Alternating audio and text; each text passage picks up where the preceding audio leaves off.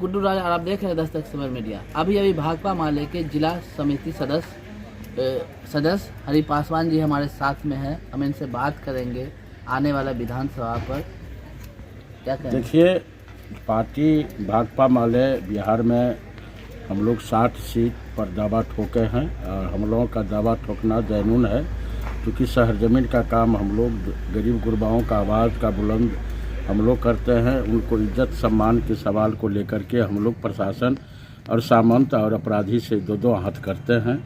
तो बहादुरपुर में एक हम लोगों का पुराना आधार भी रहा है, पुराना जन आंदोलन का केंद्र भी रहा है। ये पूरे बिहार में चर्चित है कि दरभंगा का बहादुरपुर भाकपा माले का गढ़ है।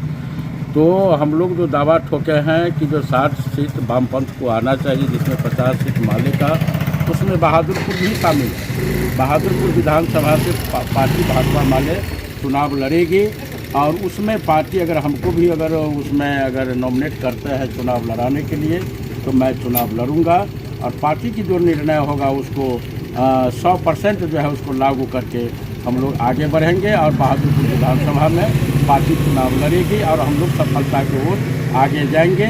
और इस बार महागठबंधन बरकरार है और महागठबंधन की सरकार इस बार बनना तय है, जिसमें भाकपा माले का अहम भूमिका होगी। इससे पहले भी आप जो है ऐसे चुनाव लड़े हैं, कौन सा चुनाव लड़े हैं और कब से आपका राजनीतिक करियर है? मैं तो राजनीतिक करियर तो हम तो 1983 में ही IPF के ज़माने में आए, जिस समय हम छात्र थे, पढ़ रहे थे। और उसके बाद 1983 से IPF का सदस्य बने। उसके बाद 1992 में पार्टी की सदस्यता मिली। उस समय से अभी तक हम सक्रिय राजनीति में हैं। और कह लिया जाए 2001 में हमने पंचायत समिति का चुनाव भी लड़े थे और हम निर्विरोध उप प्रमुख भी बने थे बहादुरपुर में। और 3 महीना के बाद हम लोग अविश्वास प्रस्ताव प्रमुख पर लगा करके हमने कार्यकारी प्रमुख भी बने और 2 साल तक हमने कार्यकारी प्रमुख रहा है।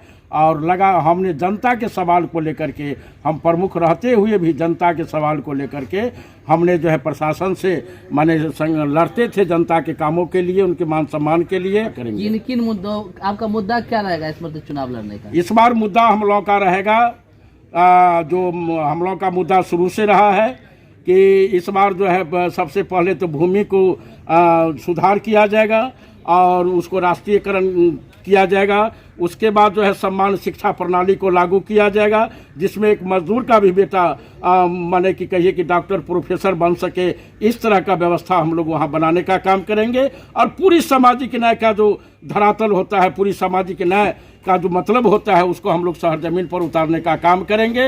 हम लोगों का जब सत्ता और सरकार होगी तो हम लोगों की सत्ता और सरकार में न कोई अमीर रहेगा न कोई गरीब रहेगा, एक सम्मान रहेगा, एक जो है माने कि मजदूरी रहेगा।